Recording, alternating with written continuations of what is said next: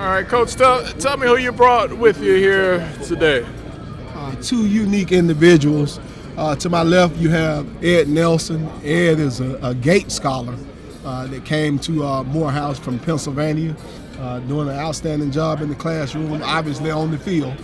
And he's a rising senior at outside linebacker, strong safety. He can play both of them very well. Now, what's a Gates scholar? I didn't get one of those when I was I'll let him describe to you what a Gates scholar is. The Gates Scholarship is basically a scholarship where Bill Gates, he pays for your schooling from undergrad all the way up to doctorate. I had to write 8 essays, and it was a series of, it was 50,000 applicants, and they picked 1,000 people to win. So. And where are you from? Chester, Pennsylvania. Who you got over here to your right, Coach? Okay, to my right, I have a clutch man over here. This is the great Tramel Gooden, straight out of Atlanta, two-sport athlete. He would play 3 if he could. He's one of those guys that just like to play, and he excels at both. He's keeps the spirits of the team up, and he's a guy that won a couple of games within the last seconds of the game for us last year with the Tuskegee win and Miles College win. Wide receiver, rising senior. All right, you played basketball too, right? Yes, sir. Okay, all right, I thought so. All right, Tramel, we'll start here. A lot of expectations for Morehouse this year. Your running back and your quarterback. I mean, you guys are quite a triple threat.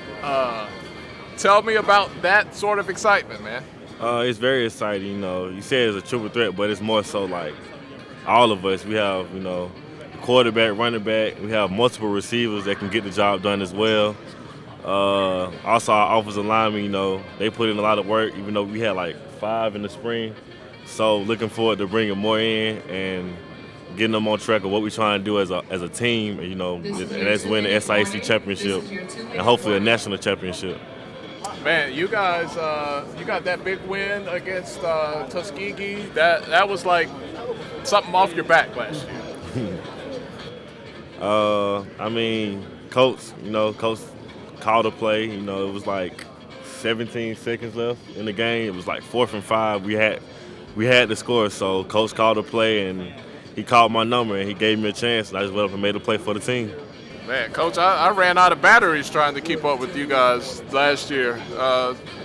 What does it take to come back and do it again when you kind of get everybody excited and you start to build that consistency? I know it's a good thing, but does it also bring a little pressure with it?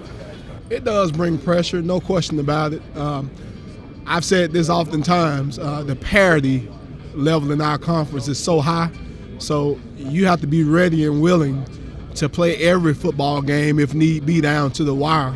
And, man, you got to prepare and practice for it. I mean, when you're in a situation, an intense situation like that, the only thing you can fall back on is your training. So we have to make sure we continue to train for a 3rd or, in many cases, a 4th overtime. We got to be ready for that, because the team that's ready, that'll be the team that'll win the football game. Look, you got new teams, you got new coaches, you got NFL people coming in, but, man, you have the quarterback, running back, wide receiver combination that I think everybody should be looking out for. Yeah, we have some good players, no question about it. Morehouse is an institution. It's a unique place. We have the history and tradition that parents would dream of from an academic standpoint. Our stance on civil rights. I think, when Morehouse sneezes, Black America catches a cold, and America, pretty much for that part, catches a cold. So, we're definitely a place where you can attract talent. I can't say enough about the city of Atlanta. So, we know that, but at the same time, there are some rigors in place as well, like the rigors of going to class and competing on a high level there. The rigors of not having all the resources to be able to compete. So we do the best we can. All right, last question here. We talked about offense a lot, but defensively, you guys hold up your end of the bargain as well. Just your expectations of what success would look like for you guys on the defensive end? My expectations is always for us to be the top defense in the country, because I know we had the talent to do so, and we had a coach like Coach Cope is brilliant.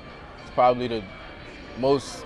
He's just brilliant. So I know we had a scheme to do so. I know we got the players to do so. So our expectation is always to be the top defense in the country. Coach, let me sneak in an extra question here because I forgot to ask you. You had the internship isn't the right word, but the experience with the Falcons this summer. Tell me about that. This is my second year. It was awesome. You know, they practiced the little things, you know, exactly what I was referring to. That internship helped me on last season, helped us on last season, because we put more of a concerted effort into, you know, small 2-minute situations where you're bagged up, coming out of the end zone, and those were some of the games that we won. So hats off to Dan Quinn, Thomas Dimitrov for having us over there, Scott Pioli who set it up. You know, hats off to those guys, and hopefully I'll be there again next year.